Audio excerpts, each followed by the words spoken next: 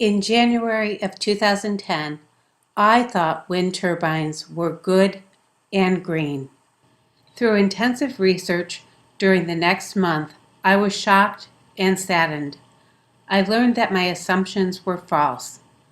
A massive proliferation of these giant industrial machines, 40 and 50 stories tall, that are really industrial power plants, is underway. They actually cause great harm. This film is an effort to present the facts, to tell you the truth, to stop the irresponsible rush to wind, and to work together to find and implement responsible solutions.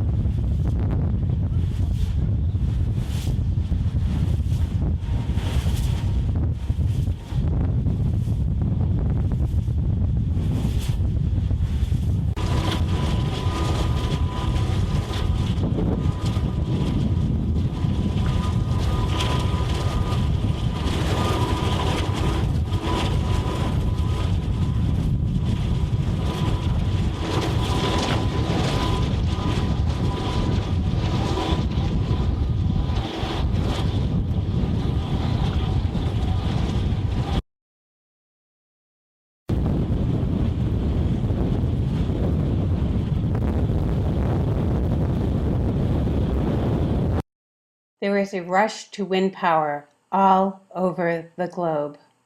The substantiation is that constructing wind turbines is an answer to how humans are impacting our environment. But what are the realities of living with wind turbines? You will hear the stories of people living in Australia and New Zealand, as well as hear from experts who study the impact on people living near turbines. People often wish they had a crystal ball to glimpse the future. You will see a view of our future if we continue to site wind turbines too close to people. From a distance, they may appear to be pinwheels, but the people we interviewed refer to wind turbines as industrial wind power plants with extreme dire consequences. It's a challenge to show the scale of the turbines we saw and their adverse impact upon the landscape. The 3 locations visited were once considered beautiful, peaceful, and highly desired areas to visit and to live in. Since the wind turbines have arrived, the landscape has dramatically changed. The lives of the people interviewed have been forever altered. Their property values have plummeted, and the tourists that once visited now travel to other locations. The Pandora's box unleashed by the wind turbines have destroyed people's health, their life plans, and their sense of community. Hopefully it's not too late to learn lessons from those we interviewed, as well as from people in our community and from others globally who unfortunately already are adversely impacted because they live or work too close to wind turbines. We met with people in their homes, in their home offices, and in their university offices. People told us their personal story and what they have learned, and we asked questions off camera. We were fortunate to meet with and interview 15 experts who are studying the impacts of wind turbines. Some of the experts are studying adverse health impacts to humans. They included acoustics experts, medical professionals, and psychoacousticians, those who have a background in biology, human psychology, acoustics, and how noise impacts humans. We also interviewed over 25 people impacted by wind turbines in 3 different locations. We spoke with multi-generational farmers and farmers new to the area, as well as people who are engineers, healthcare professionals, small business owners, and artists. Several had PhDs and master's degrees. Well, I was been in this district for most of my life. Born here in 1930. Went to school at Warburg. Moved from the district for a few years, and I came back again in 1956 when I met Nice dabbled in. met Enid, and then we came to live on this farm 1957, and we've been here ever since. Can you, I know you said, Robin, that you moved in about 3 years ago. Yes.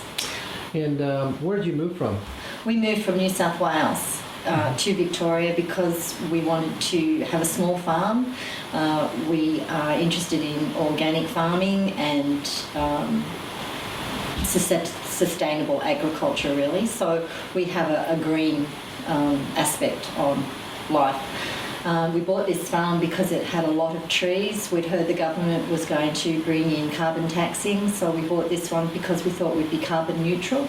We have a lot of trees out there that are the old river gums, so that our animals would have plenty of shelter and that we would then be able to establish an organic farm in this area. I was involved in planning and marketing for the industry and took roles as Director of the Energy Foundation and the Cogen Association for New Zealand. So I had a fairly expansive background. When we left there and set up our own consulting business, we consulted to many of the large companies in New Zealand, and in fact run the bid management for AES out of the States on Contact Energy, which is about a quarter of New Zealand's electricity production. So I work as a midwife. I'm a qualified nurse and midwife, and I hold a senior position at Capital and Coast District Health Board. I'm the Associate Director of Midwifery. I've also lecture at Victoria University in postgraduate midwifery, and I'm a PhD candidate, almost completed my PhD. We also interviewed a journalist who covers the stories of many in Australia. So when I left politics and went back into journalism and went back to the Courier, I thought I'd like to look at these groups who are traditionally on the fringes and are not being heard. I thought, well, maybe that's where the stories are. And the first group that I looked at was a group of farmers at a place called Smeaton, which is a small town. Well, it's barely a town, it's basically a pub now and some houses and farms around it. But the farmers out there, there was going to be a wind farm put in that area about 3 years ago. And the farmers out there got off their tractors and ran a campaign of civil disobedience against this wind farm. They never broke the law, they were never violent, but they took the fight, they took the struggle right up to the faces of the local politicians and the faces of the wind company. And I thought, this is an interesting story. How did they beat this? And they did beat it, and they won. And that really set me on a journey of looking at the wind farm issue. And the thing that strikes me about the wind farm issue, and as you've both seen, is you can't sit in the lounge rooms of people like the Deans and like the Stepnells and others, good farming people, people who are often on properties in a multi-generational sense, and not be struck by their story, by the fact that these were people going about their lives, raising families, growing food, and suddenly their lives have been turned upside down by the effect of having these turbines in close proximity to where they lived. And so that's what really set me off on this journey, and continues to motivate me, is the stories of people that are affected by this trend. There's been repeated challenges, there have been, and both to me directly and to my editor. I'm in an incredibly fortunate situation. I work for a newspaper that is fiercely, although it's part of the Fairfax Group, editorial is fiercely independent. I have the backing and support of my editor 100%.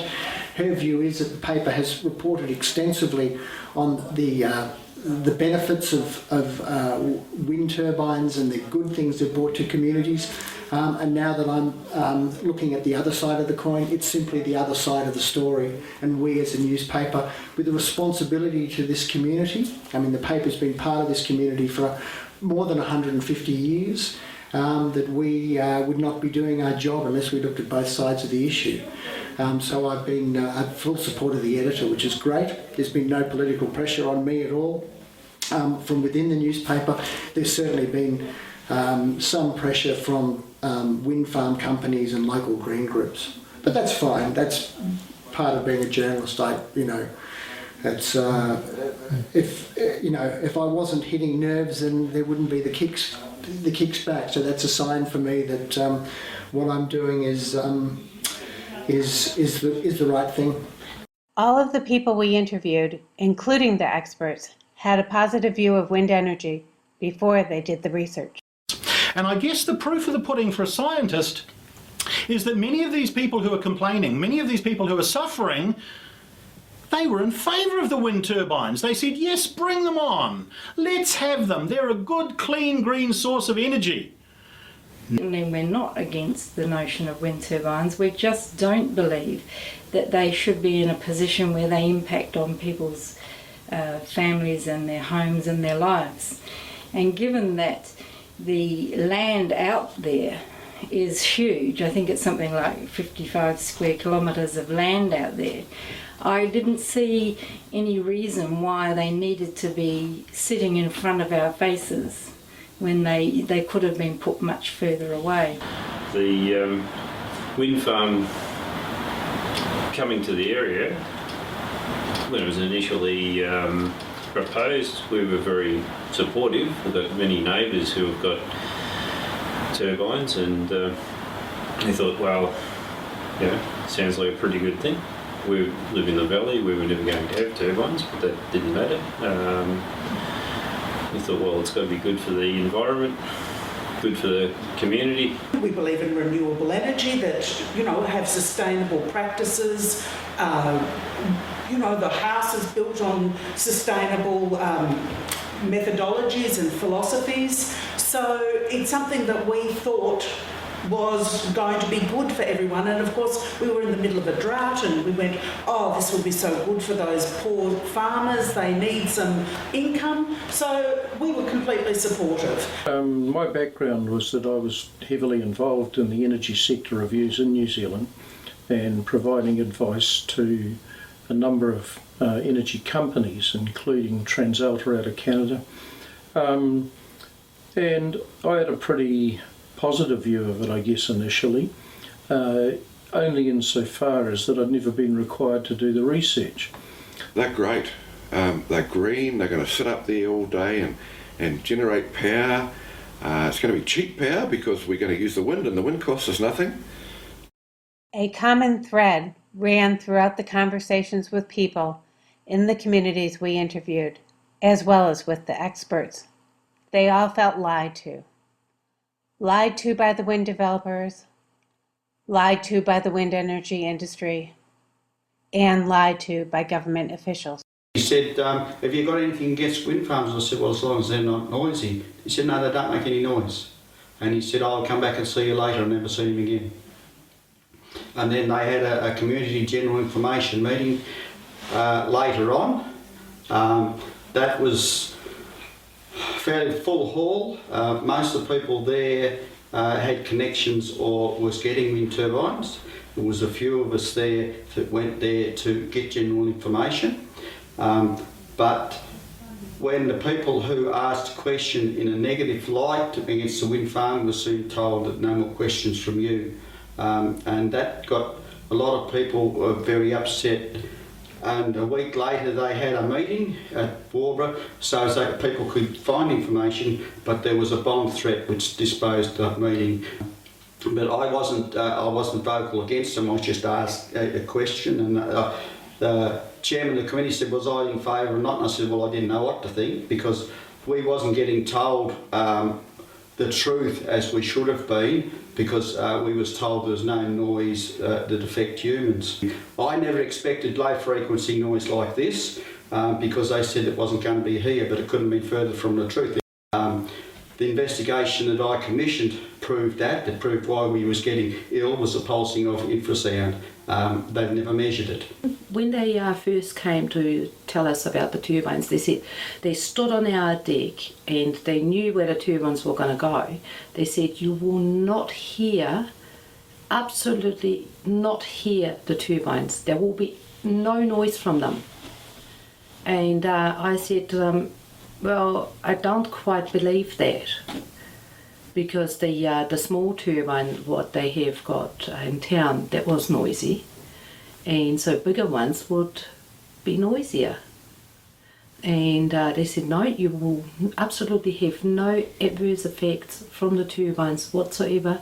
You will not hear them. We thought, no, we couldn't be any problem with noise at here, because I had even asked the company about the noise at my parents' place.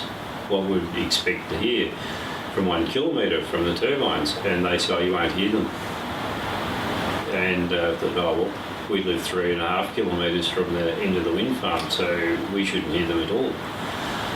And unfortunately, that didn't turn out to be the case. And I looked at some of the shiny brochures and thought, well, and read all their propaganda. I mean, they still send out newsletters that could only be, you go through article by article and you could just pull the pieces, there's lies. But it's not designed for us, it's designed for people who don't know. And they read this and think, geez, I wish we could have a wind farm.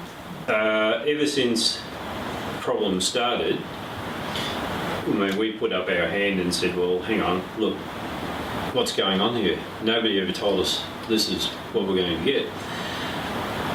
And from that point in time, we've been, obviously, we're anti-renewable energy, we're anti-windmill, we're anti, you know, we've just been labelled. He actually arranged to have a big picture, a photo impression made of how they would look. I haven't got that picture anymore because it was submitted to the court.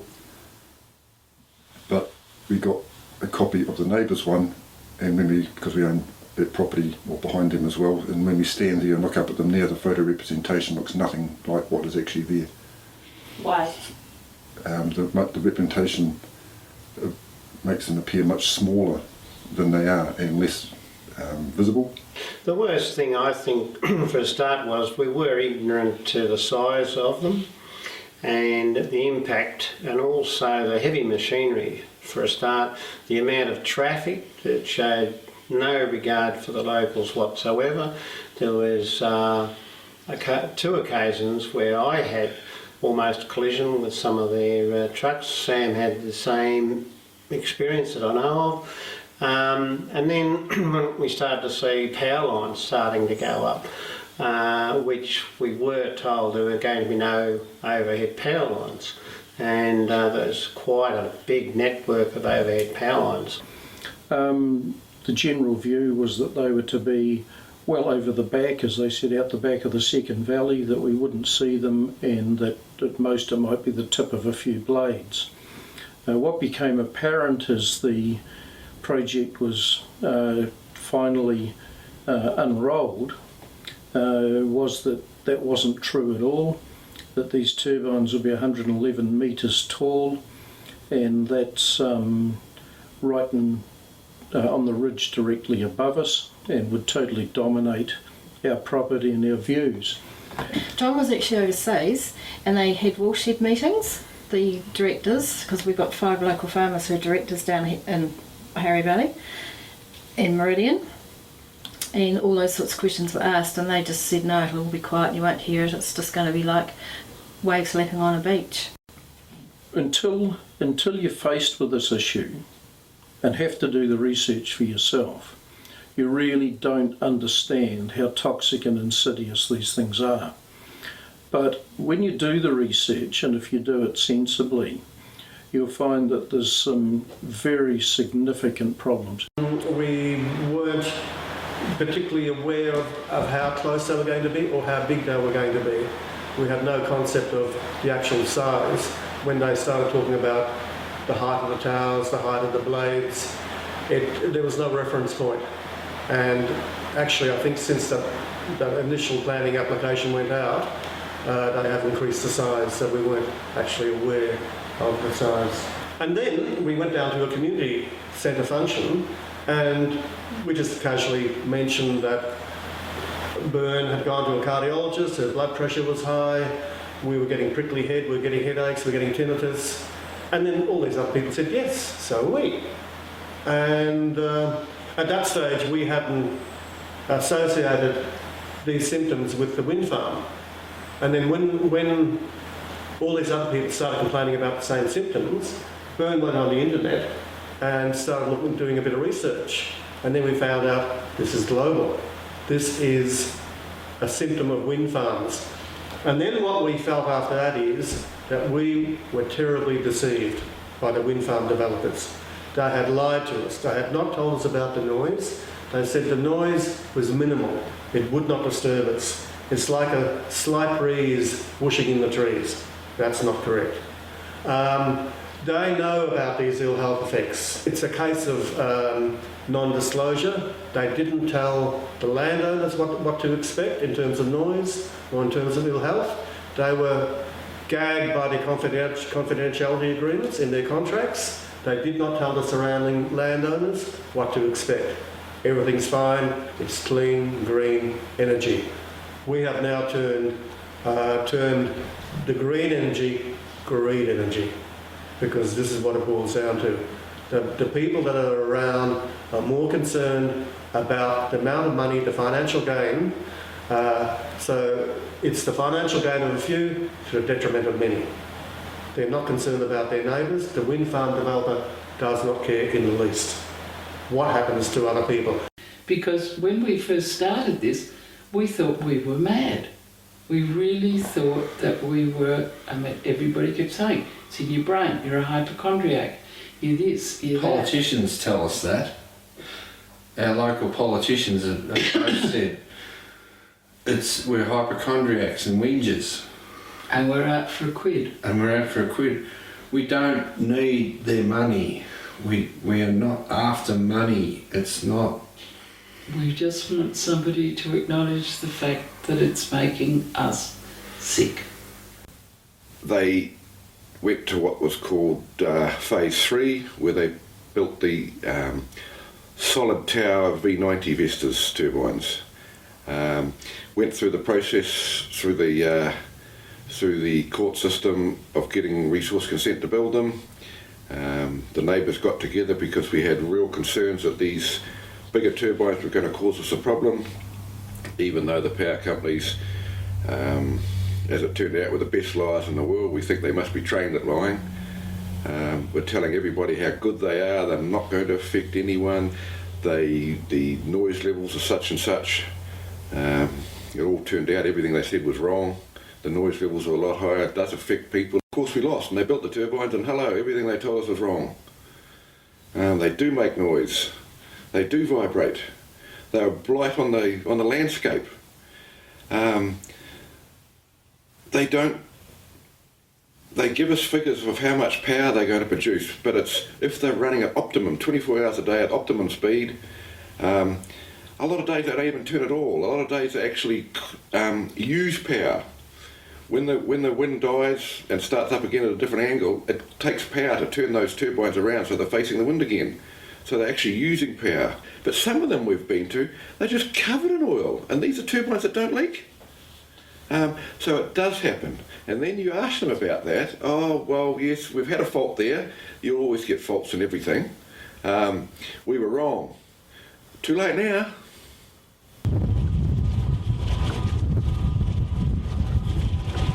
So Vestas would do all maintenance for 5 years. It was something they paid for. It wasn't a free thing. They had to pay to have a 5-year maintenance guarantee. We have heard that they will not give any guarantee whatsoever now, because it's just costing them a fortune trying to keep up the maintenance. The amount of gearboxes that are going up to the wind farm on our road, which is only 200 yards over there, they're not taking them up there to store them, they're using them because they're bringing the old ones back down again. We complained through the channels, but people thought everyone around here must be idiots. It's funny that you get a whole lot of idiots all in one area. Why aren't we dispersed around the town? But we're all in one area and we're all being affected. We began to realise that one of the big problems was the very low frequencies, and that upsets the balance system in the ear. It confuses the brain. And they won't tell you that. You know, the people who like wind turbines will not tell you that these effects happen, but they're a fact. Thousands of people across the world are being affected by them, and their complaints are going absolutely uncared for. Nobody does anything about the complaints. People who complain are often branded as crazy or insane or making things up or simply liars.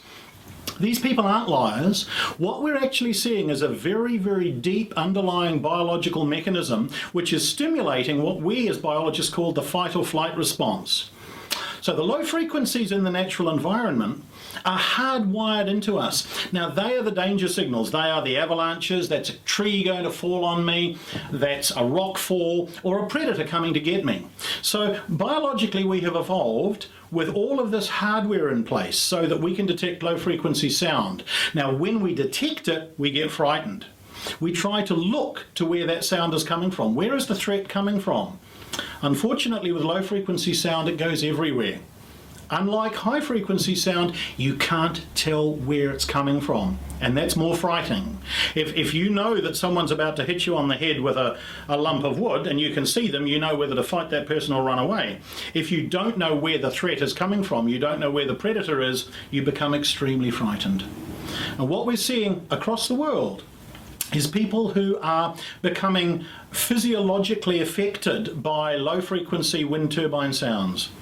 That is turning on a plethora of biological responses. Those people across the world are experiencing this most primitive, this most basic response, and yet the wind turbine companies will not tell you that. Their publicity across the world says there's no danger, there's no hazard, there's no proof that there's damage. Proof is an irrelevant concept to people. If you know that it's happening to you, that's all the proof you need. And now, because of our technological advances, we are inadvertently affecting people across the planet. We are destroying their lives. We are making them unable to live comfortably in their homes by invading them without their permission with low frequency sounds which have characteristics, a repetitive nature, maybe even modulation, which is destroying their biological responses. It's destroying their way of life. And all we want to know is the truth from the wind turbine proponents. And it's not what we get.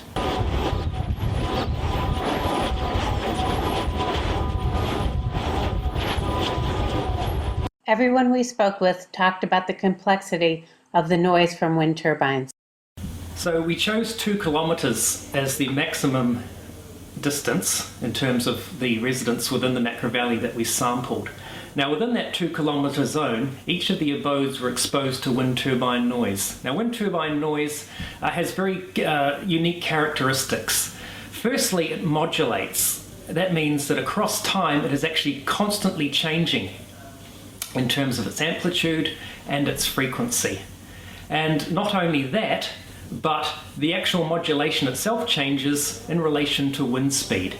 So we have an auditory system that has actually evolved to pick up differences in sound. So our auditory system, like all our other senses, are what we call differential couplers or contrast analyzers, or in layperson's terms, they are apparatus that are designed to actually detect change. Now, wind turbine noise is constantly changing in time because of the modulation in the vibration of the air due to the turbine blades turning, but also as well because of the changes in wind speed across time. So you've got 2 different dynamic events occurring there, and this is why likely it is that wind turbine noise is consistently judged as more annoying than road traffic, rail or aircraft noise because of that modulation. And it will be due to that modulation that the annoyance will occur, but also the sleep disruption. They said there would be no noise? Yeah.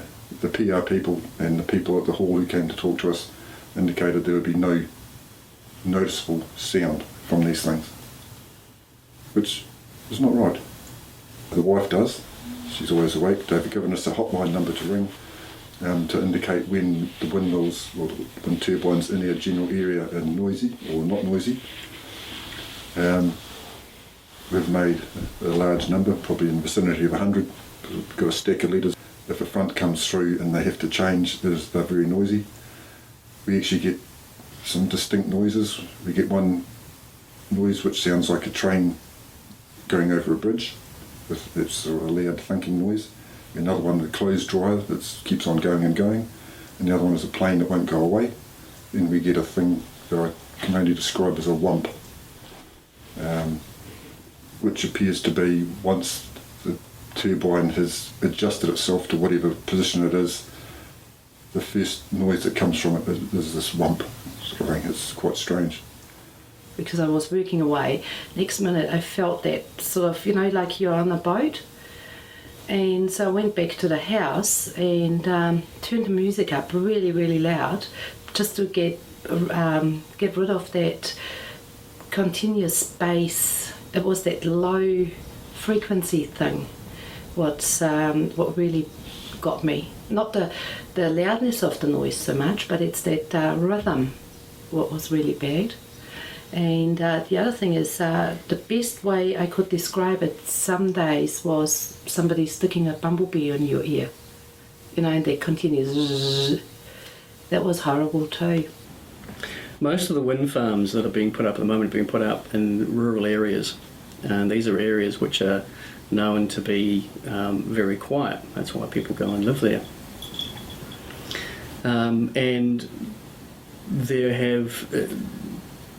how quiet the rural areas are depends upon different places, but I know of some studies that were done here in New Zealand where the team found noise levels of 9 decibels.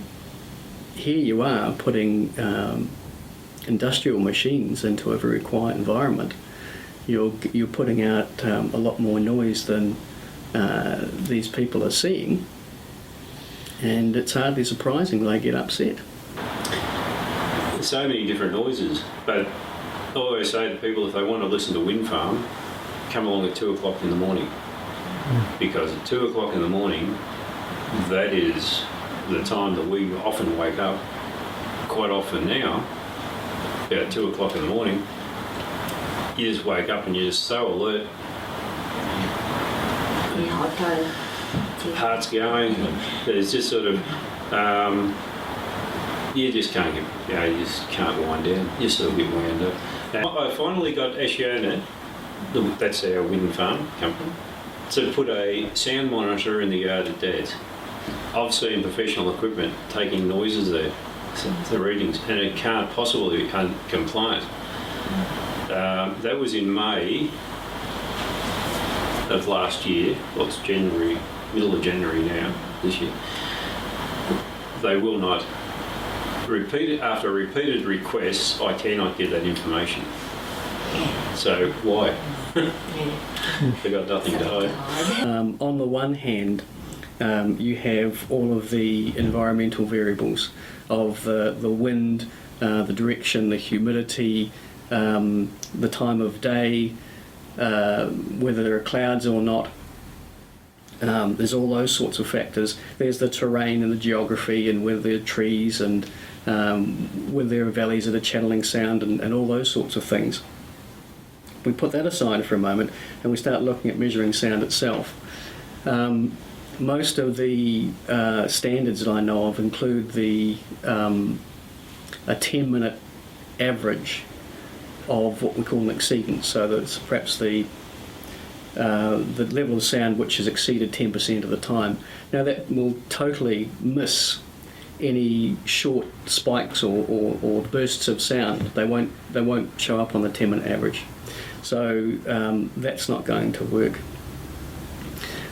Simply giving one figure for the noise level doesn't say anything about what the frequencies of those noise are, nor does it say anything about the modulation.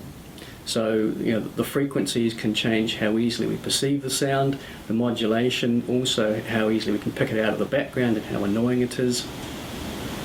And then we move on to the people themselves, because particularly at low frequencies, people have quite dramatically different sensitivities to sound. And you can have two people both with normal hearing, but one can hear a sound and the person beside it can't, or hear it quite clearly and the person beside it can't. So there are all these factors going on. Also, it's terribly annoying when I'm working here in the workshop through the day or in the shearing shed, sheep yards, of the actual noise. Quite horrific. How do you describe the noise? Well, it's like a whooshing noise. It whooshes, doesn't it, Carl? It's almost like an approaching jet aircraft off and on. Yes. And some days they roar right across the range at certain times. You can just hear them like a freeway. Some nights we'd sit in here and you could actually hear them over the telly, and it's quite a modern house. It's not like a weatherboard, it's, And also with Sam and Carl and John, mainly they work outside mostly now, but they would be working in it all day, and then Sam and Carl would come into the house at night, and it's still on and on and on. There's no relief whatsoever. No. But the night times have been terrible sometimes. There's we're 3.5 kilometres north of the wind farm. We're in a very sheltered position. We have trees across the front, and it can be dead calm here, not a rustle in the trees. But up on the hills of Warborough, turbines are all pumping away, and the sound just seems to come straight through, especially if it's in the southwest. But one of the most surprising things of all was on cold, frosty mornings when we have frost down here, but it's not up there, and the noise on those mornings is just incredible. Wife even came in one morning and said, "They're noisy this morning." And I said, "Well, it can't be, the wind's in the north." So it's coming back. What we could hear was coming back against the wind. And then we've had nights where we've reported, and it's like a train only a few kilometres away, and it just goes all night. Some other times it's like there's a jet plane and it's just parked itself above, and it's a different noise again. So we started looking at this very seriously, and we not only looked at sound, that is acoustic energy in the air, we started looking at noise in the ground. We started looking at seismic transmission, and that's when I came to realise that wind turbines are actually just tuning forks glued to a hill. And what these things do, and of course a lot of companies won't tell you this, they vibrate the ground. They vibrate the air and the ground. For me, the main impact is the sound, the sight, and the vibration. How does that affect you? I think the first time I became aware of the vibrations was not long after these turbines on our ridgeline became active, and I was struggling to get to sleep one night, and I had this noise coming up through the pillow, and I kept lifting my head off the pillow to see if I could hear what it was, and every time I put my head down I could hear it and feel this kind of vibration, like a machine or something operating at the other end of the house that was wiggling, and it took me a while, but I realised that, perfectly still night, there was no wind, there's nothing else, that it must have been vibration from the wind turbines. And so I've been aware of that ever since. I was challenged by a lawyer in the Environment Court who said to me, "Have you read Professor so-and-so's paper about the effects of vibration?" I said, "No." "Have you read Dr. so-and-so's publication about vibration?" I said, "No." And they said to me, "Well, these esteemed people have said you cannot feel vibrations," to which I replied, "Well, they're most welcome to come and share my bed with me, because I'm feeling vibration." And you know, I think that it doesn't matter what the experts say in their publications, it's the lived experience of people that actually count. And that's what we're hearing, and that's why some of us are going along to these environment courts to tell what our lived experience is of having these turbines right in our face. Which I do now. I go to bed tired at say 11 o'clock at night and then lay there until 2 or 3 in the morning without being able to get to sleep, and conscious of the noise from these turbines and, you know, feeling them as well. Actually, I think the stone makes it worse because the sound bounces around inside the house. And we have noticed when we've had the windows open during the warm weather, it's not as bad as during winter when the windows are closed. And we have heard Bob Ford has said, in fact, that he thinks that the sound comes in through the roof. And even though our roof we're heavily insulated, I mean, in all the walls, the internal walls are all heavily insulated. I mean, the house has been designed on good environmental principles. But the hard surfaces, they talk about that being, I mean, sound, noise, that bouncing off it. So, yeah, it's the walls are a foot thick, 30 centimetres. Yeah. So you would have thought that it would have been, that would protect you, but no. It's a weird thing because it's not necessarily what you can hear, it's what you can feel in your body. So you're lying in bed and you can feel this, what feels like a vibration, or sometimes it's like a fizzing and a popping and a zinging in, you know, like it's like your cells are vibrating, and it's twitchy. An itchy sensation over your body. And sometimes your feet, it's like you've got these weird sort of aches and twitches in your feet and your legs, so you can't quite get comfortable. And so it's a really weird sensation. And then it was found that there's 2 types of noises. There's high frequency and low frequency, and the glass kept out the high frequency noise but not the low frequency, and that's what was waking us up, because it's a noise you feel. You put your head on the pillow, you think, whoa, what's wrong with that? Something's there. It's the vibrations coming from the noise. Heightened noise zones. So these are zones where the sounds from the various wind turbines tend to constructively interfere to give you a louder sound at that point than at other places. And in fact, there's been some studies before we got into this that suggested that these heightened noise zones were radiated out from the wind farm. So you could go along a line, and that would be an antinodal line where the noise is higher than normal, and there might be some others where it's lower. Now these can shift, of course, with wind conditions and so on. So you can have situations where 2 houses not very far apart, one of them is suffering one night, the other's not, and next week it might be the other way around. So 3 kilometres certainly, but it's highly variable. It's you can't sort of look at any particular place and say, well, that is or that isn't. The only way that you can find out, there's no real way of predicting. I don't think any of the prediction techniques are worth it.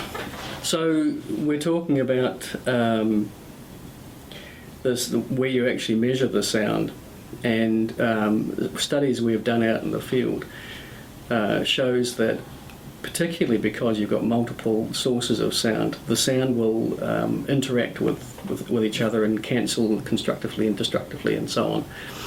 And we have anecdotal evidence of being able to stand in the middle of the road, you can hear the turbines, take 2 steps, they disappear. Take another 2 steps, you can hear them again. We've done simulations of the sound from the turbines and looked at how it might vary across even a few metres.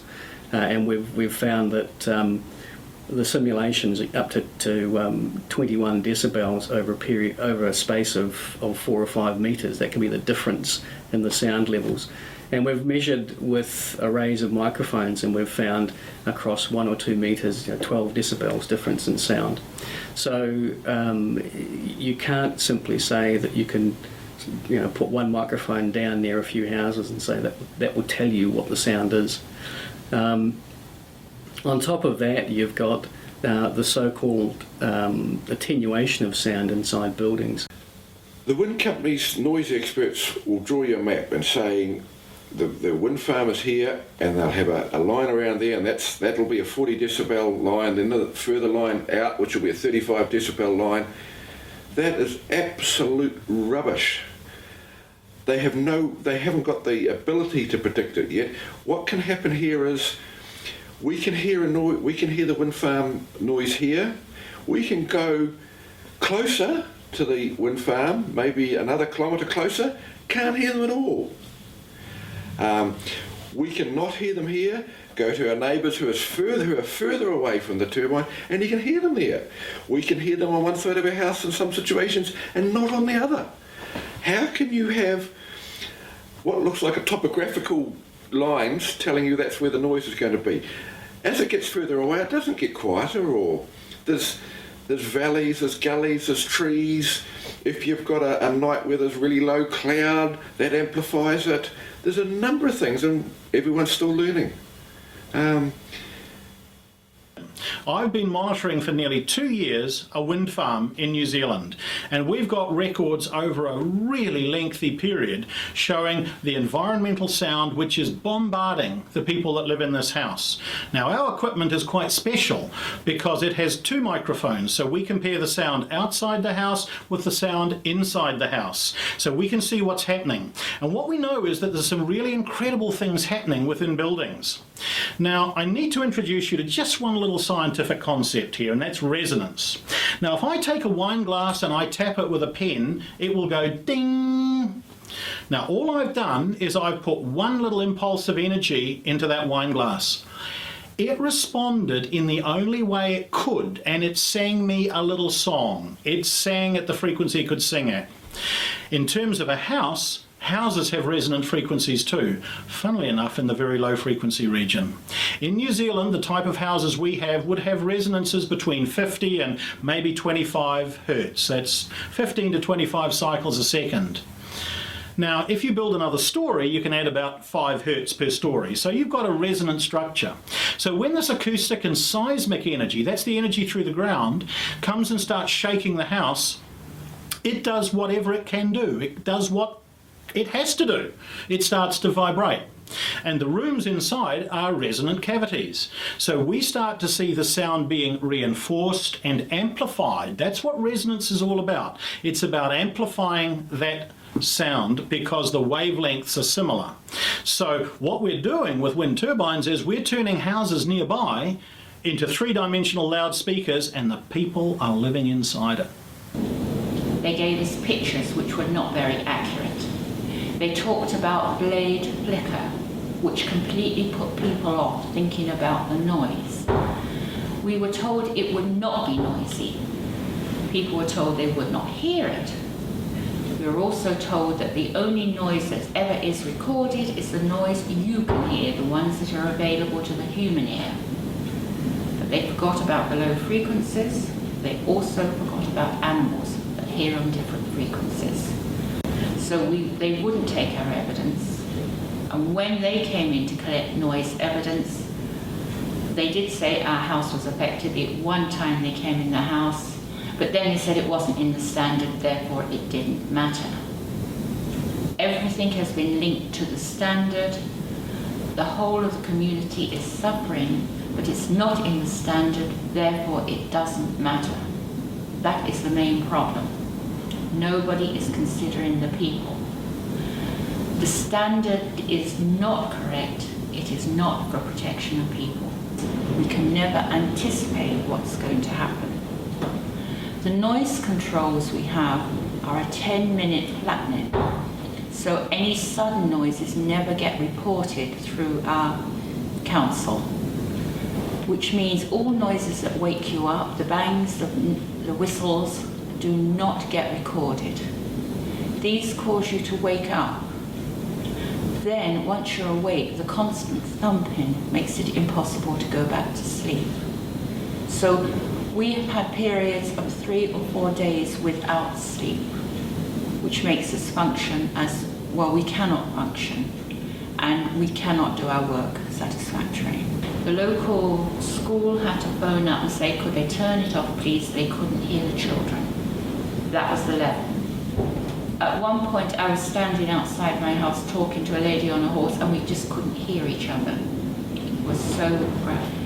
It was continually like a 737 about to take off and never did, and went on for hours and hours and hours. And then you had, as the blades turned or changed direction, you had creaks and bangs. When the brakes come on, you have other noises. You also have noises and flicker bangs and things between it seems to happen between the wind turbines. So you have these constant noises, whines, groans, bangs.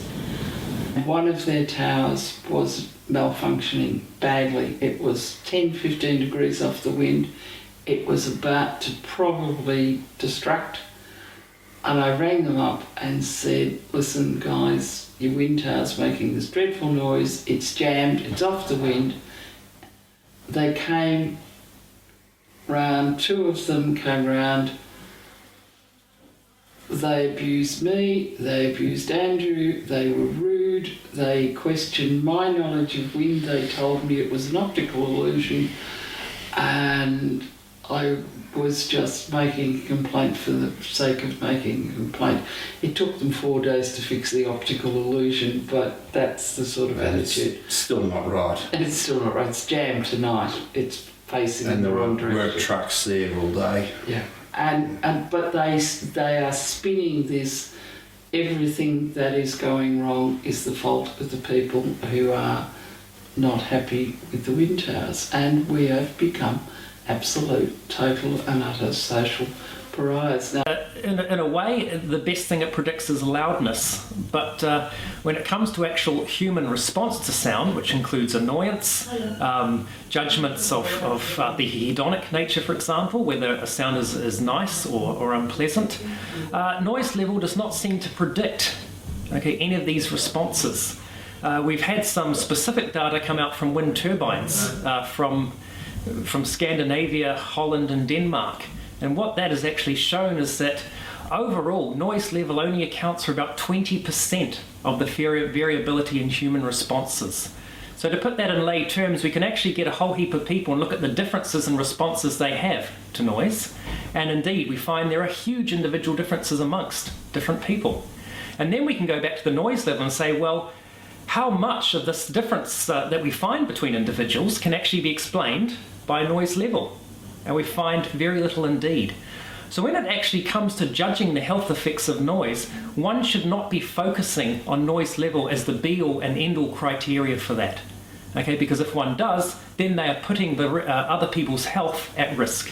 Given that the relationship between noise level and noise and human response to it, and therefore human health, is so negligible, one must answer then, well, who should be out there determining whether or not noise will be having a health impact on a particular population in a particular context and situation? So currently what we find around the world, in fact, is that acousticians who have been trained to measure the physical properties of sound seem also to have an adjunct role there in deciding whether or not noise is or is not a health effect. I feel personally that this is a very dangerous situation, especially with regards to public health. What we need over time is greater collaboration and relationships between acousticians, psychologists, psychoacousticians, people from the medical fraternity and health research areas to actually be able to make that judgment.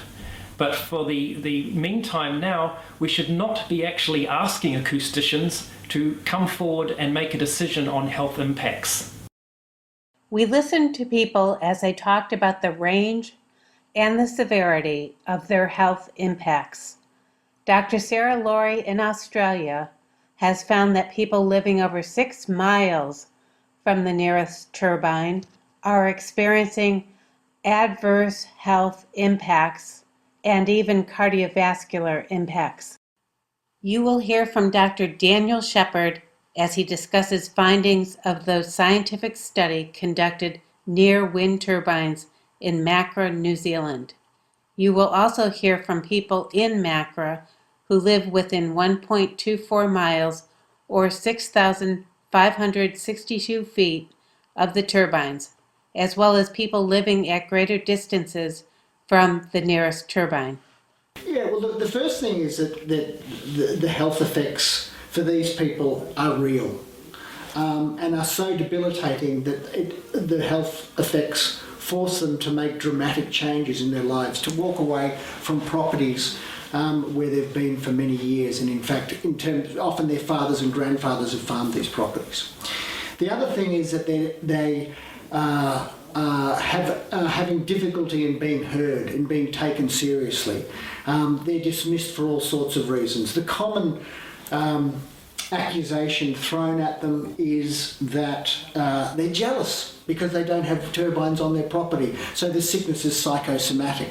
So thousands of people around Australia, around the world, are all suffering apparently psychosomatic illnesses related to the hip pocket nerve, as we say, rather than anything tangible. So of course what we need to now determine is that we've undertaken descriptive studies. We can now say that yes, wind turbine noise is disturbing. We can also say that yes, wind turbine noise disturbs sleep to those who are living in the close vicinity, whereas for our research we define a close vicinity as 2 kilometres or closer. So we then have to say as well, what is the mechanism in terms of the relationship between wind turbine noise on one hand and health on the other. So that's something that we've also been studying here, and it seems to be then that in the initial stages of being exposed to noise, and this finding in itself is not particularly groundbreaking. It's been found with all sorts of other noise sources, including aircraft and traffic and rail noise.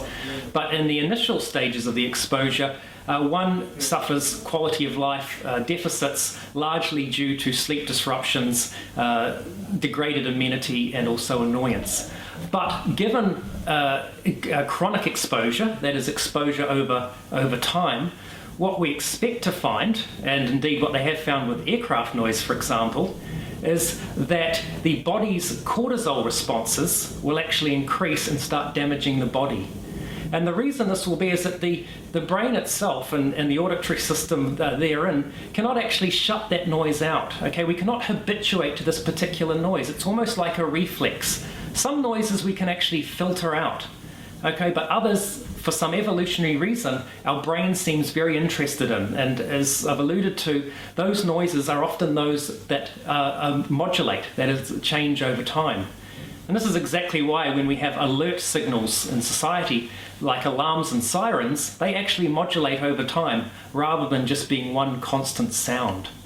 Okay, so this lack of habituation to noise will over time actually induce what we commonly know in the lay term as the fight or flight response. Okay, and there's a part of the brain called the hypothalamus that regulates that.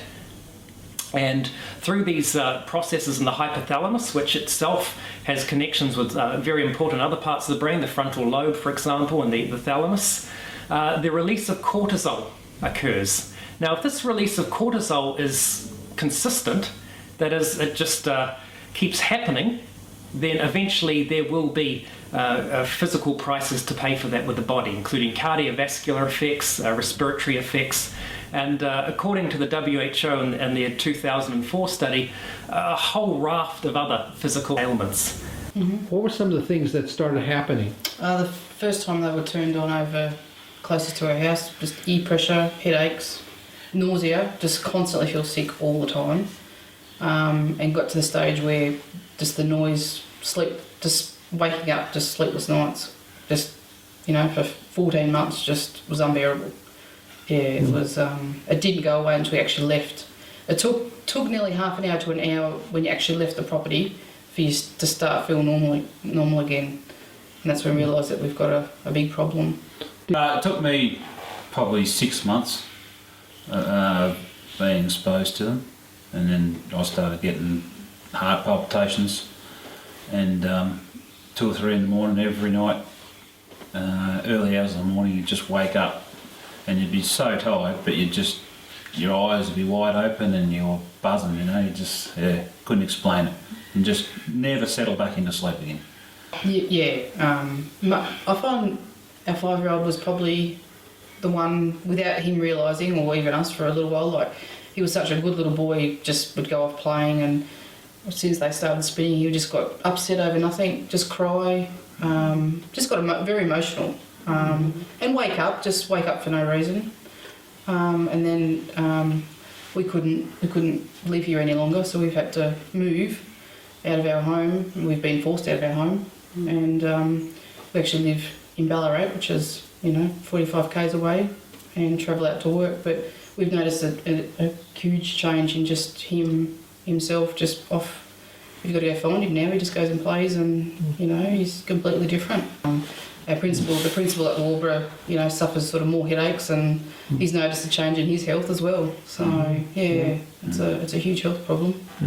A couple of teachers noticed one day they couldn't explain why the kids were just so relaxed, happy playing, and that was a day every single word. It was a calm day where the turbines weren't spinning. There was one afternoon they were only ticking away reasonably quiet, not terribly noisy at all. I was working in the yard at my parents' place, farm up there, and by mid-afternoon I just developed this extremely severe headache. It was just really tight across the forehead, and it was, I went inside and found Mum sitting at the table with her head in her hands.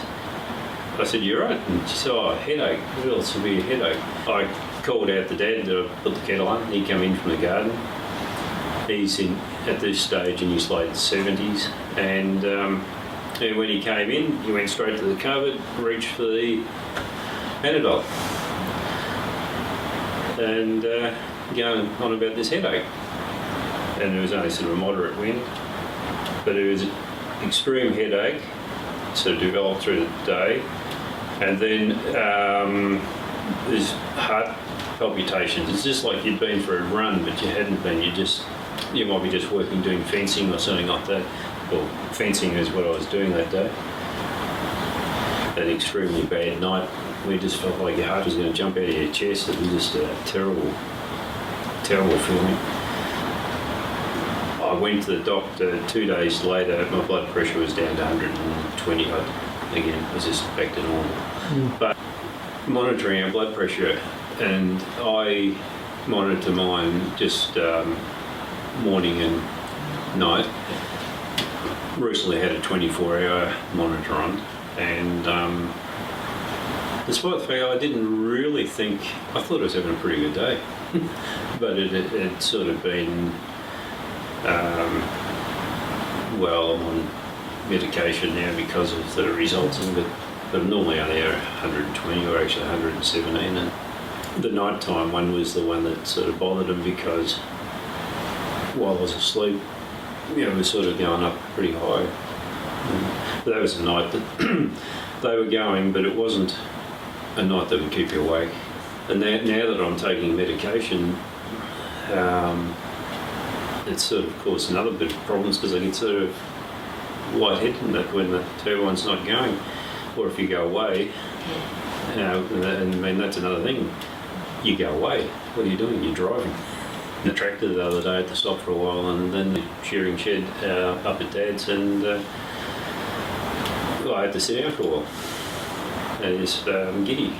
And that's something I hadn't sort of been having problems with. Yeah, the problems, I'm getting dizzy spells, nausea, basically sometimes really sore ears, just in the back of the ear. And basically being put off balance, that's the biggest issue for me. 1 week I didn't sleep for 4 nights because I could not go to sleep. And I was absolutely beside myself because you had it during the day, you had it during the night.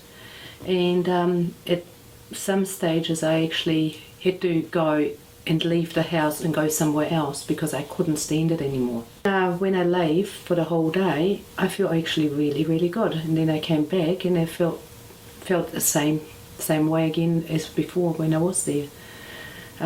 Dizzy, feel a bit of sort of stomach sick, It was awful. For me, the impact is from the wind turbines is about sleep deprivation, and I do find that I have a lot of difficulty sleeping.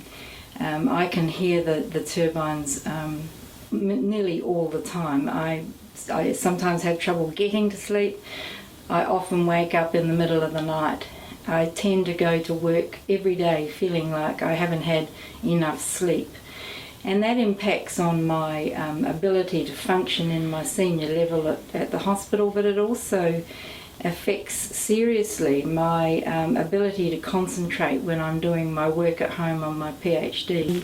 Well, for instance, my husband doesn't seem to be as conscious of the noise of the turbines as I am, and I think that's because of his hearing deficit. He's got hearing loss, and so he's not hearing them like I do, and he's not apparently experiencing any problems. However, he's finding himself to be quite lethargic and very tired at the end of the day and needing to have a sleep in the afternoons and things. So I think that, even though he may not be aware of the noise from the turbines, it is having an effect on his sleep. I have resorted to taking mild sleeping tablets, which I hate to do, but I simply can't afford to be going to work on 2 or 3 hours of sleep a day. It was one night I woke up and my heart was absolutely racing. I had shortness of breath. This has never happened to me before. It was just came out of the blue, and I woke Gunter and said, listen to my heart. And I really thought I thought I was about to die. And no, we were concerned that there was a stroke coming on. Next month, on various occasions, I had a similar attack, once while I was gardening, another one at night. So I went to the doctor. The doctor took my blood pressure, and he went, right, you must go to a cardiologist immediately. He was panicked by what had occurred. There were headaches that just started to happen occasionally, and these odd palpitations. And what I call a prickly head sensation, and it's like you've got these prickles and something pressing in all the time. Okay, last September I went to my doctor and had a regular blood pressure test. I was shocked when it was 157 over, I think, 97. Because historically, I've seen the same doctor for over 20 years, and historically, my blood pressure has been in the range of the 120s over 70s. The emotional swings that occur, I mean, it's a real roller coaster. I mean, there are days where a huge black mood can descend and you just don't really understand what's going on. When we go to Melbourne, we don't experience these symptoms. And we might go to Melbourne several days at a time. We stay with friends. We don't experience this. Although the dispersal of the symptoms takes much longer now. It's to when it initially started. Yes.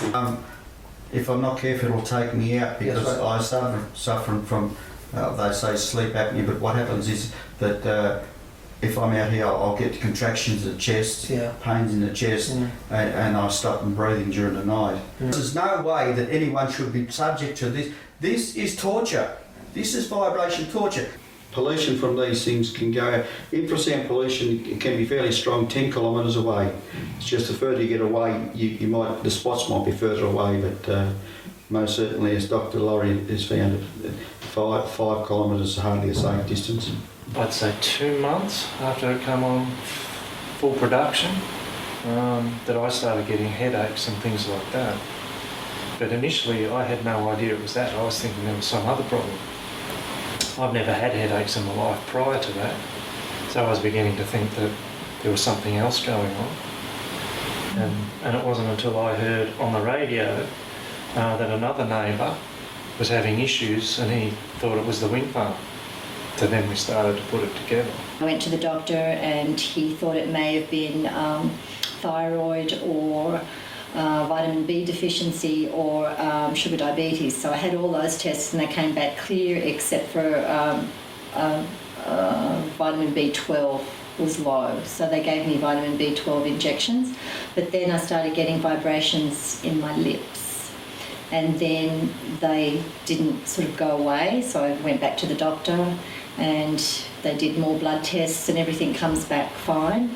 And then I started getting arms and legs tingling, and then the vibration sensations in my chest and heart palpitations, and all when I was mostly asleep.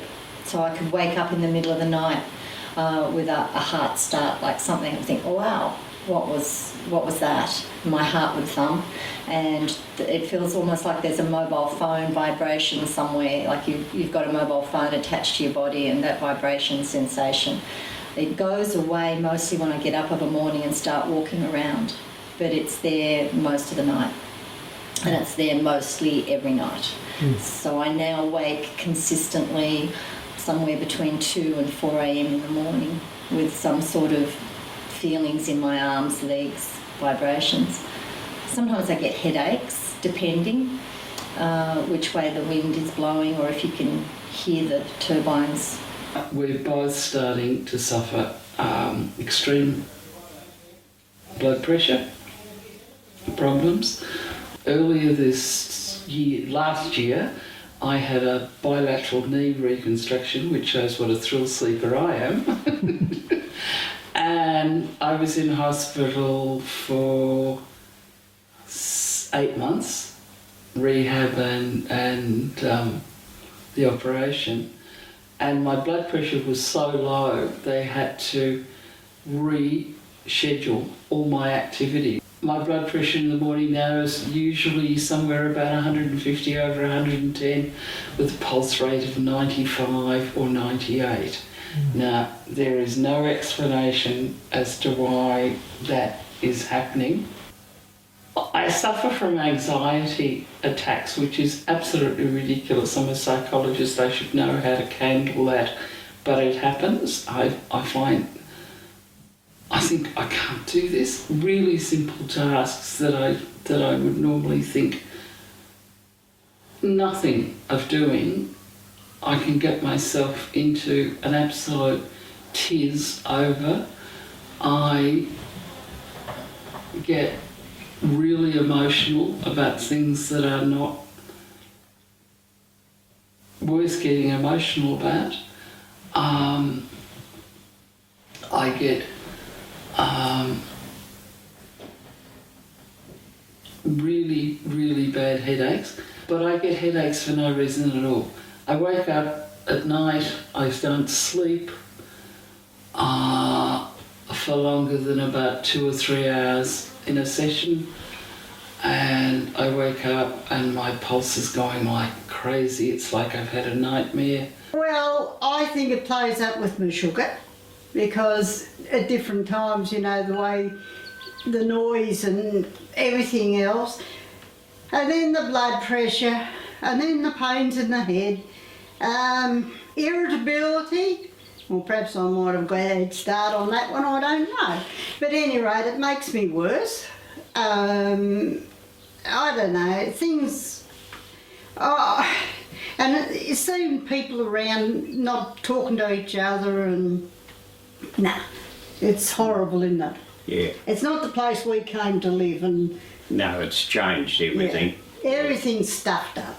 But the main thing is the headaches and the eyes, you know, some days it's very difficult to see properly. You can see, but you can't focus properly. You know, it's a terrible feeling. You know, some days I go to bake and I just can't do it. It just knocks me. I just can't do it. And, you know, it just depends on those things, whether they're going and coming this way. You know, it's terrible. That's because I have that sleep apnea, and yeah, and the machine picks the noise up, and it really does your head in some nights. But I'm starting to try and get used to it. But all the time that noise is going through your head, and I'll tell you what, it really does your head in, and it's cruel. It's like a torture. and their expert, Mr. Hayes from Hayes Mackenzie in the UK, said there's absolutely no infrasound from these turbines. It's not an issue. It's below the levels that can be detected by humans, and you certainly should not worry about it. You feel this tightening in my chest and your heart rate lifting, and it was a horrible feeling, like you were almost going to have a heart attack, and you'd be sound asleep some nights and you'd wake up feeling your chest really tight. Walking in the house, my ears used to get really sore, and I knew then that these things were going. I've had to change bedrooms quite a lot at different times. Palpitations in the heart, difficulty breathing. I think that it probably leads to circulatory problems with people, and headaches. I mean, I can drive up over this wind farm, and I've done it several times. As soon as I get within range of the turbines, I start getting a headache through the centre of my head here. You can go around the corner where you're sheltered from it and it disappears. It's just instantaneous. Switches on and off. I've also developed tinnitus too, and I can pinpoint it to the exact night when I was woken at 3 a.m. And remember, we're 4.5 kilometres from the nearest turbine and probably 6-8 from the centre of the field. Absolutely. I mean, I know there's probably in this community down here where the turbines are built, there's at least half a dozen people who on a regular basis have to make alternate sleeping arrangements. They cannot maintain sufficient sleep to maintain their employment by staying in their homes. Children and elderly are most affected by that infrasound. I mean, to give you an example, Philippa's father was down staying with us the other night, and he's 92. He's got, he's getting a little bit unsteady on his feet, but he gets around, he walks with a stick, and he's reasonably sprightly. He stayed in our home for a night when the turbines were particularly bad, and we've been particularly careful not to talk about it to them, knowing that they'd worry about the whole deal. So he really doesn't know anything about them at all. But he woke in the morning and was so unsteady he couldn't get out of bed. He just lost his equilibrium entirely. And he improved once we took him out of the valley. As soon as we're out of the valley, he was back to normal. I've owned a property in Macra for 20 years. We lived there until February last year when we were forced to move out owing to health issues. We still maintain the property, we still farm, but we never sleep at the house. So we have to examine the current state of research in noise, and what we find is that we have numerous reports describing correlations between noise and health. And we find these reports, some of them over 50 years ago, looking at aircraft, traffic, rail noise and neighbourhood noise, for example. And we have to say, well, okay, where is the smoking gun for that? Where is the mechanism that tells us that this noise is actually causing adverse human effects? Now, this takes a lot of research and a lot of money, and in a way we can draw a parallel here between what we saw with tobacco and what we have with noise at the moment. So doctors back in the 1930s began actually raising the alarm, if you like, saying that tobacco is actually very harmful and we should actually have public health programs to minimise its use. Now, it wasn't actually until the 1990s that we actually really saw an acknowledgement from companies who sell tobacco and government agencies that yes, tobacco is harmful for health. And the reason that is that there is an argument that says correlation does not infer causation. So even though the correlations were rather large in terms of tobacco and health, they still argued that we should not worry about it because we have not actually found a smoking gun. Now, we have an exact parallel with noise at the moment, but I believe personally that the mechanisms involved, the underlying mechanisms that link noise to poor health, are actually going to be a lot more easier to uncover than what those were with tobacco and health. People told us about other adverse impacts. We even witnessed an ecotourism, quote-unquote, location that touted the benefits of wind, but we could see no one else visiting, even though it was during the height of the tourist season. Here we could witness firsthand blade glint and shadow flicker. This was not certainly a benefit of wind, and something I could not tolerate living with.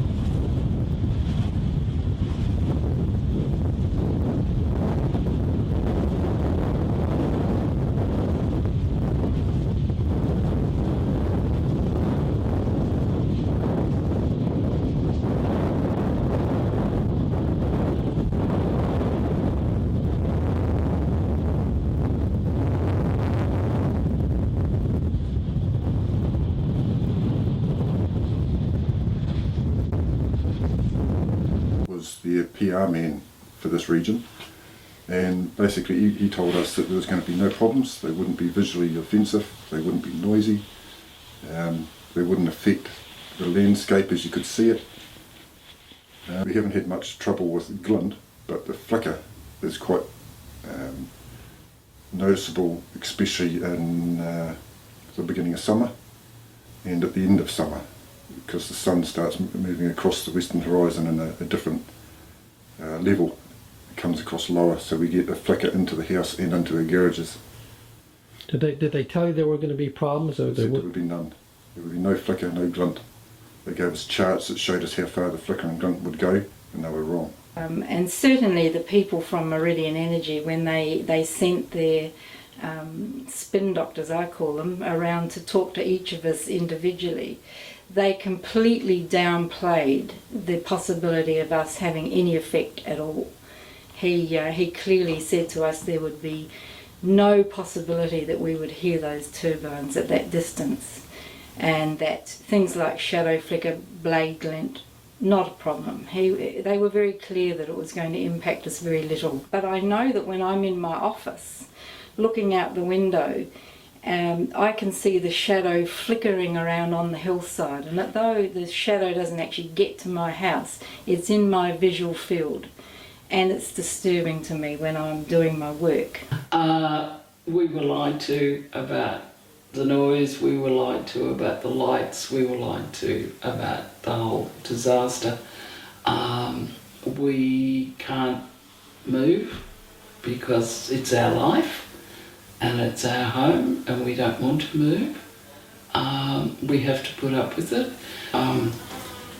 One of the things that worries me most of all is, and it sounds really stupid because I'm not epileptic or anything, is the red flashing lights, which I don't know if you've experienced, but from my kitchen window I can see 17 of them going night from just on twilight until just after dawn, and it's like living in downtown Amsterdam. You've just got these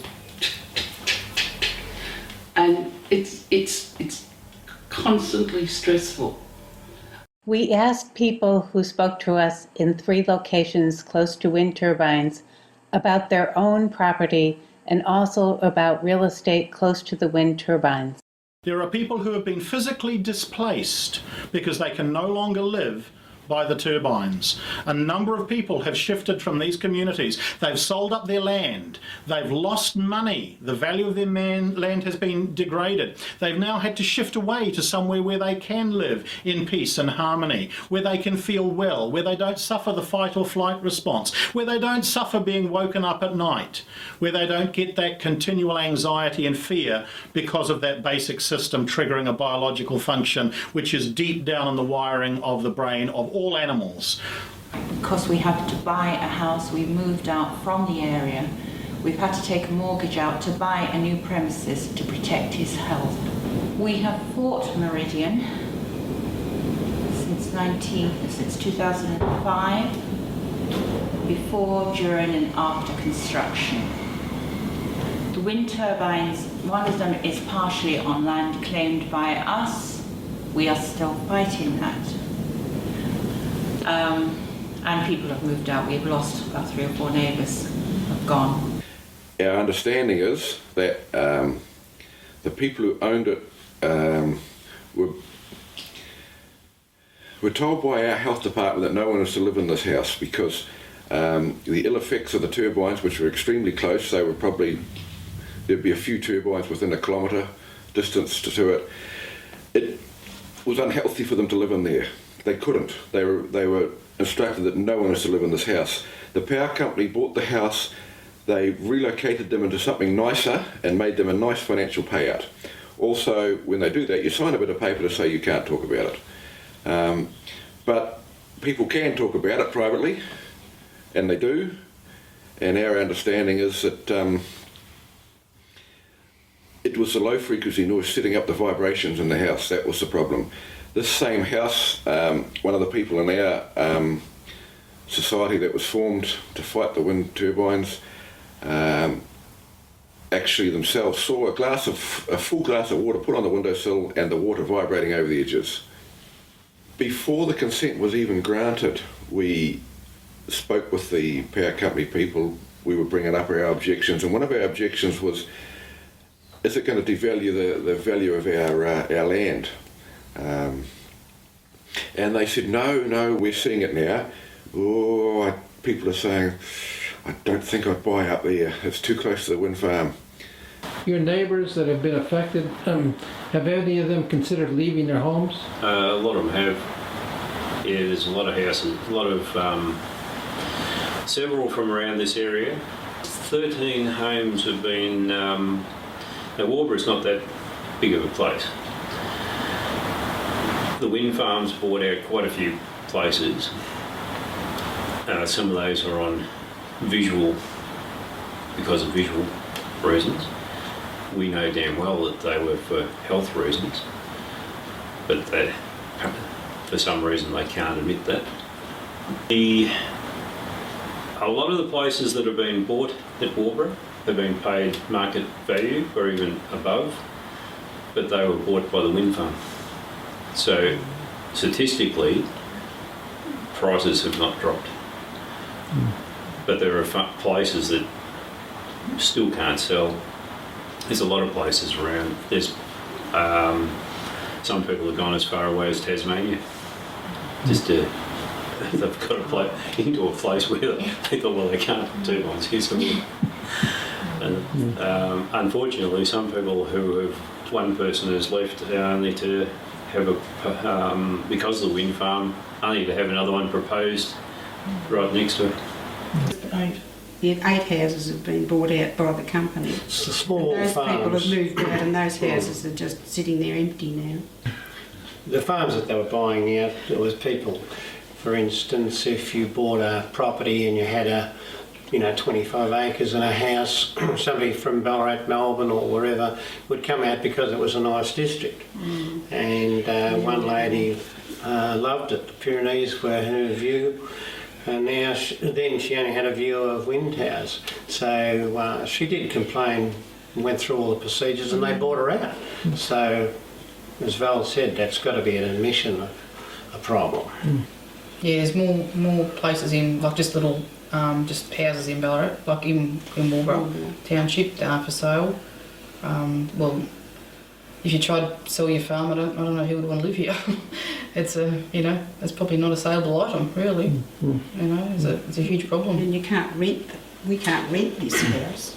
An estate agent who handles farm properties said that he had some properties for sale, 2 of them, and they'd almost get to signing up, but then wind towers would come up, and that wasn't in this particular district, but where another wind farm is. It's planned. So it was planned. So these people were reluctant to sign for these properties. So you could say, or you would say, that land values have and will decline. He's had the place on the market for over a year now. He's changed agents in the last month, but prior to that, he had 1 visit, and the people said too close to turbines. Yet that agent had a website, and for that particular house, they had 1,100 hits to have a look at the house, and only 1 person came out to physically view the house and said no, too close to wind farms. Her house was on the market for about 15 months before the wind company actually bought the house, and that was after it was discovered that the noise they were non-compliant for noise at that house. But Kay's story was that people came out to see the house, they loved the house, and as soon as they saw all the turbines, I mean, they were surrounded, and you'd see a turbine from every window, they just went, no, we don't want to live this close to a wind farm. So as much as everyone says it doesn't affect, it certainly does. It definitely does affect. And we do know that Acciona, the wind developer, has bought quite a number of properties, and of course they buy the properties at a good price because they don't want those prices to be reflective, to say that there's a problem. Yeah, there have. I know that there have been 2 or 3 or maybe even more families that have actually moved since the turbines have been here, and that's been part of it. I mean, I think all of us in the early stages were concerned that it would affect our property value. Don't compensate. Don't listen, don't compensate. I mean, we said to the developers at the time, you're telling me that this thing's going to be fine and dandy. Everything I read tells me it's not. Why should I take the risk? Why don't you sign a sale and purchase agreement with me now, and I'll sell you the property. If I can't live in it, I don't want to leave. I bought it because I want to be here. And if it's all as good as you say it is, well then that's not going to be a problem. And you know, and we don't. So sign the paper. I know we don't do that. Certainly I know properties that have been close to being signed up. I've got very good friends who's a real estate agent, and people come down here, listen to the turbines, so if that's going to be there, I'm not buying, and then they walk away. And so we've seen land value offers on land drop to 25% of the original selling price when people understood the impact of the turbines. The adverse impacts for communities from a public health standpoint are only beginning to emerge. Community fracture was described by residents in all 3 areas that we visited. Unfortunately, the social result of that is that this is now splitting societies. It's splitting communities. The people who are affected and are deeply worried and deeply troubled against the people who can't understand because they're not being affected.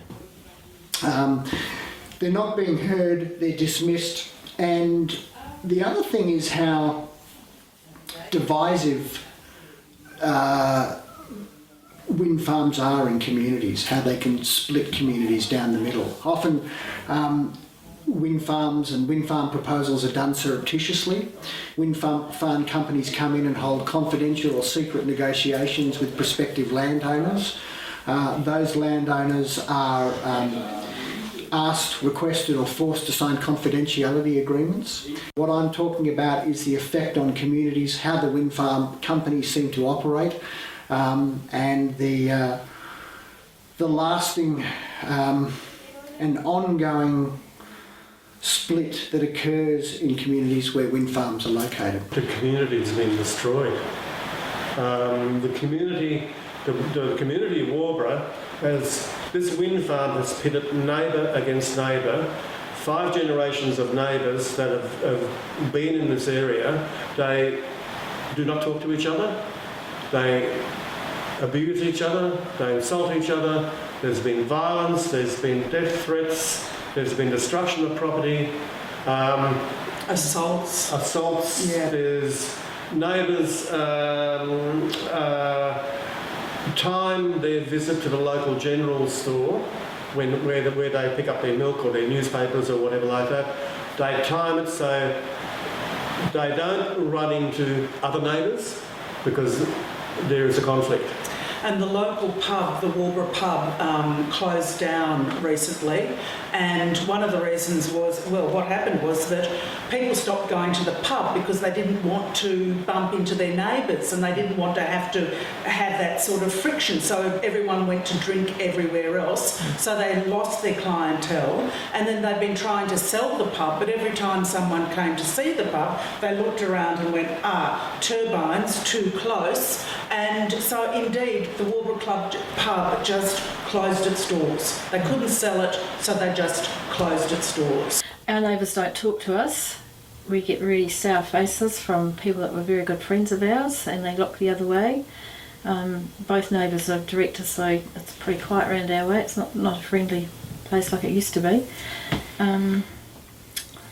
It's really split, and there's many friendships and families split over it. It's really quite sad, actually. It's absolutely black and white. There's sort of half a dozen landowners who are supportive of the project and totally blind and deaf to any contrary view.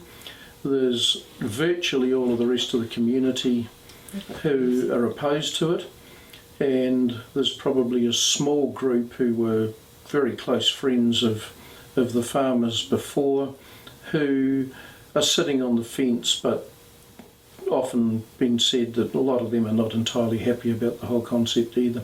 It was the biggest split in this community there ever was.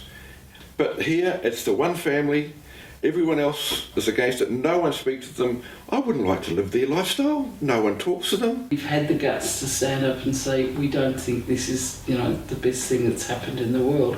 We have been ostracised, we've been threatened, we've had property damage. We cannot go into the local store without being abused. We heard this loud thump and Andrew thought, I wonder what's happened. Went out to collect the bin and there was our bin and our rubbish all over the road. And the guy who was driving the garbage truck standing there scratching his head saying, do you know this mad guy who drives a cattle truck that's red and white? And we said, yes. He said, he just ran over your rubbish bin. He feared to get it. And He literally, but he was being followed by the Shire rubbish truck, the garbage collector, who said, he drove off the road to total your bin. I think in a lot of ways our civil rights have been infringed upon. Our property rights, our right to freedom of speech, our right to freedom of association, and the vilification of the people that we consider our friends now is extreme. Our politicians have let this happen, and it's truly disgusting. I mean, this is not about money. This is social justice. And democracy. And supposed democracy. There's a lot of my neighbours who pretty much drive off, dodge people on the road. So, it's a dangerous place out there for some of them. I've been lucky that most of them still talk to me. The community doesn't exist. There's friendships that go back generations. There's that are dissolved. They're gone. They're finished. They'll never. It'll take a generation after the turbines are gone to maybe rebuild that. People in New Zealand consider amenity very important. Amenity is what brings people to an area and what keeps them in this area. In fact, wind turbines have been turned down based upon visual amenity in New Zealand. Amenity and quality of life are indeed of most importance to many people. If you buy a property in the country, you would like to have the a peaceful life. There's different noises. There's natural noises, from cows and all that. But you don't expect industrial noise in a countryside. And because we bought our place 10 years ago. We bought it for that reason, to have peace and quiet and do what we like to do. So, and that's the thing what I am really objecting to with the turbines, because they actually stole our peace and quiet. Much, I'll admit it. I was quite happy here. Our quiet's beautiful, and it is a beautiful spot here. And everybody that comes out from the towns love it, And now people, now you see these things going up and, it's just a horrible sight.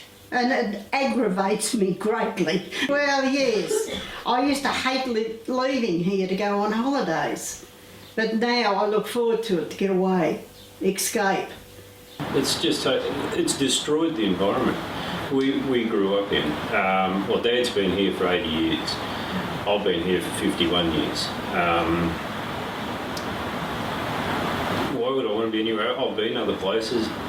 They're great to visit, but you don't realise until you actually talk sometimes to people who are newcomers to the area, and you talk to them and you think, and they go on about how beautiful it is and everything, and you think, yeah, well, actually, it is. And no, it's totally, the environment we grew up in is gone. And Yeah, but I could see a major difference in Carl and Sam once the wind towers started up, that they just weren't themselves. They weren't the happy, carefree people that they were. And it was sad. And their daughter, she was going to sleep on the school bus to Ballarat, which was unusual for her. And then, the flashing lights. So you can't open the doors to let the breezes through your house. The company says, oh, we'll put windows on your house, the double glazed windows and extra insulation. All your drapes and all. What are we supposed to do? Lock ourselves in the house? I mean, we're like a farm where you work outside. Yeah, that's the problem. You're sort of living with them visually, the sound of them, and then at night time there's still no respite because of the red lights. You're never free of them. Every time you look up, you see them. And the wind drops, and then they all stop. Fairly constantly. There's plenty of days where the wind drops and there's not a single turbine spinning, and you can just feel that you know that. Your body's just relaxed. You know without even looking at them. You do. And they're the good days, but then when they get going, and you just know, when they get going, it's almost twice as bad again. When they get going, and you can feel it. The local water schools really suffered. Our son no longer goes there. There's been probably 10 kids have left the school because of the Waverley Wind Farm. There's been quite a few families that have moved because of it. And the school even noticed, the behaviour of children when the turbines are on to when the turbines aren't spinning. Just the behaviour of the children in the classroom. The sadness. Not a positive thing. And nobody can convince the majority of thinking people that it is the answer for green energy. Well, it's completely destroyed our quality of life. We love our farms and it's completely destroyed our, a day on the farm when they're roaring and they've just destroyed our lives. We've had to move. Yeah. Yeah, we worked the farm. Carl and Sam really managed the property, but we would come here and have a cup of coffee and meeting over the kitchen table. But now when I come up here, times the house is empty, or we pop in for a cup of coffee. But it's not a family home anymore, and that's sad. And we do miss it, Belle and I, as grandparents and father of Carl and Sam. We had a good relationship, still have, but it's more. There's a lot of things apart from the health situation. It's emotional as well. So that's what you're up against, is money, and people don't care about disfiguring the countryside. We've decided we will leave in another 2 years' time. When my husband's ready for retirement, we'll go. We won't stay here, which is disappointing because this is where we had chosen to live because of the nature of the rural setting and the beauty, and we thought it was a beautiful place to be without a row of turbines in front of us, but we will leave. It's changed our life. We have maintained a quality for ourselves, but we've changed our abode, we've changed our travelling, we've changed our social group. It's completely undermined the life we had. We maintain a quality because we're setting up new networks, we're still working, we're working with the people, we're working with the community. But it's been a deliberate destruction of everything we had built up over 20 years. And it wasn't until it was actually built and operating. I mean, the horror started happening when it started to sprout up on the hillsides and we're going, oh my goodness, they're big and there's a lot of them and they're very large. It's really transformed the horizon. That was a shock. And because you're tired and you're not quite well, you don't enjoy things as you used to do. You don't, driving home from Melbourne and you look across and there's all the flashing red lights. You used to be able to look and think, oh, we're going home. we're going home. But now you look across and you see the red lights, and there's a slightly sinking feeling about going home. And I mean, that's one of the greatest things that is so distressing, is that your home has been taken away. Your sense of safe haven, the place where... The environment's been destroyed. Yeah, they've taken home from us. The environment, we created this environment for a specific purpose that has been taken away. It is no longer the same environment, and that is not by our choosing. We asked every person we interviewed, what would you tell others who are in the communities where wind turbines are proposed? I've had a lot of people contact me here about proposed turbines and so forth. And personally, despite the fact that I thought they were pretty good to start with, I wouldn't live within 5 kilometres away. The back of my property here is over 5 kilometres away. And even working there against the state forest, some days it's just as noisy as here. Yeah. So I wouldn't even like to live down the back. And yeah, if you've got turbines coming anywhere near you, fight them with everything you got.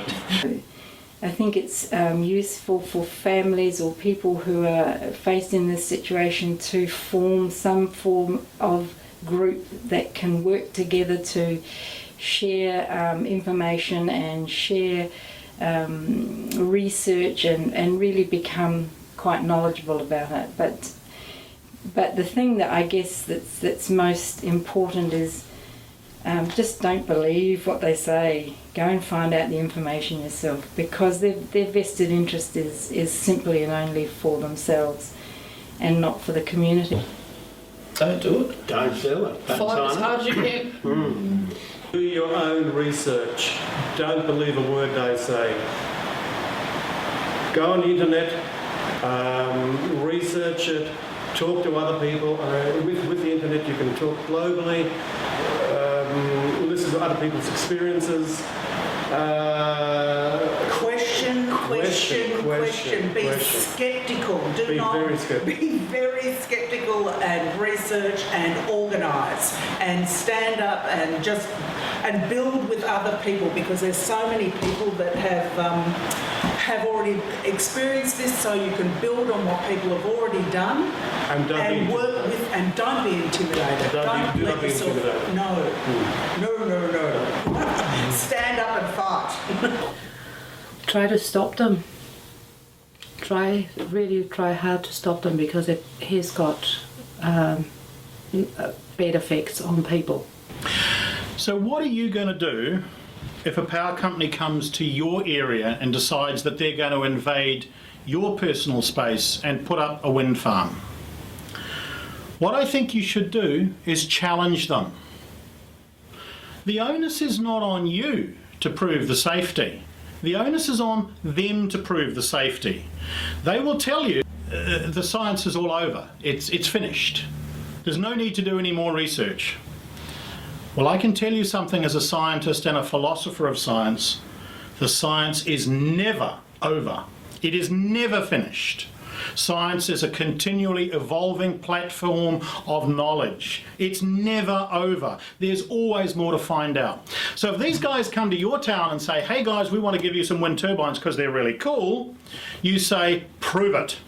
So you have to challenge them and get them to answer all of your questions before you allow this travesty to be inflicted upon you. It's up to you now. Go away, look it up, research it, challenge them. On the one hand, you've got the consultants are trying to do, and their lawyers are trying to do the best for their clients, so they're going to put the best case forward, and they're not going to argue the opposition's case. So that's the first thing. The second thing is that most of these consultants are acousticians. So they're all about measuring sound, and they have their sound standards and they stick by the sound standards. Now, it never occurs to people that the standards may actually not be up to the task in these particular areas. And it is one thing to try and measure the sound where someone is, It's totally a different matter to try and find out what is the effect of the sound upon that person. So how do they perceive it? And to understand that, you have to be a psychoacoustician. You have to understand both about sound and the perception of sound by people. And this is where you find that what we know today is not simple. It's far more complex than that. And so the sound standards they've got a long way to catch up with what's going on here. What they're saying is there can be no further debate, and as far as I'm concerned, science without debate is propaganda. It's as simple as that. There is no fact that we can say is proved for all time. Everything's open to debate. So you think more research is necessary? Absolutely. Continuing research? Absolutely, particularly in this area. Well, from our research over the last 3 years, I can tell you that we've got a population of people who are seriously affected, whose lifestyle has been affected, whose quality of life has been damaged up to 5 kilometres away. So 2 to 3 miles away. When I talk to people, they often ask me, well, what's the safe distance? I have no idea. What I can tell you is that within 2 kilometres, it's a danger zone. 2 to 5 kilometres, you're going to be affected to some degree, possibly extremely. 5 to 10 kilometres, you may be affected, but less so. Because of the physics and the variability, there is no way of predicting a safe distance. And because of the way the physics works in the environment, which is what a lot of acoustic people don't understand, it changes. It's like the weather. It changes from where I am here at the moment to where I shift to somewhere else. The sound moves around, it changes. It's not static because of the environmental conditions, and in particular the weather, the temperature gradients. All of these things you can look up in the literature. Don't believe anything I've said. Go look it up. It's on the internet. Look at the book that we've written. Look at the books other people have written. Look at the scientific papers. Look at the PhD thesis of Dr. Thorne, who's a consultant in the psychoacoustic area. Look at the work of Dr. Daniel Shepherd. Look at the work of Dr. Fritz Vandenberg, whose PhD was on this. And I believe, if my memory serves me, that one of his comments was, for people whose business is wind, they seem to know very little about it. And that's what we're finding. So I can't tell you a safe distance, but I can tell you within 5 to 10 kilometres there'll be an effect. Under 5 kilometres that effect may be quite serious, and closer than that, I believe personally, my professional opinion as a scientist is quite dangerous. When it comes to legislating noise, for example, coming from wind turbines, there are really 2 ways or approaches that one can go about it. In terms of actually having some hard criteria that will be accepted by legal courts and civil bodies. The first is the noise levels, which I would argue are a very poor predictor of public health. The second is the idea of the setback distance. And I think of the 2 approaches, I think the setback distance myself is the lesser of 2 evils. Just because one, however, determines a setback distance does not actually mean that anybody outside of that distance will be free from health effects. And this, I think, ultimately becomes a societal decision, is that we know that living very close to wind turbines, say 200 metres away, is going to cause widespread health effects in the population. We know when we take that up to 2 kilometres that the prevalence there is going to be a lot less, perhaps anywhere between 10 and 20%. Beyond 2 kilometres, we will find a drop-off accordingly. So how to set up a setback then really becomes a societal question in terms of how many people do we want to suffer from this particular type of noise. So my own opinion on that, of course, as I hope anyone's would be as little as possible. So from the data we've collected here in New Zealand and from what we've seen elsewhere around the world, I would probably say a safe distance. And of course, one must also take into account whether they're looking at flat ground or hilly terrain, but a safe distance has to be beyond 2 kilometres, perhaps 3 kilometres, perhaps 4 kilometres. The final decision that will be made, I think, has to be informed by further research and data that we do not have access to at the current time. When I first came across wind turbines, I thought they were spectacularly beautiful and a very good thing. The thing that I cannot get away from, though, time and time again is the human cost of these things. And for me as a journalist, that's where the story lies, that's where the issues are, and that's the thing that I need to continue pursuing. Because these are good people, innocent people, and their lives are being turned upside down in a scorched earth approach that is a story that needs to get out there and needs to be told. If they, as the power company said, they didn't affect us, we wouldn't be doing that. We just want to warn other people of the problem. And we've been trying to tell other people. Some people listen to us and other people don't. Then they'll come back later on and say, whoa, what you told us was true. They are terrible things. They are causing us health problems. They're keeping us awake. We didn't believe you. We couldn't make it. We can't make anyone believe us. We can only tell them how to fix us. None of us want to be doing it.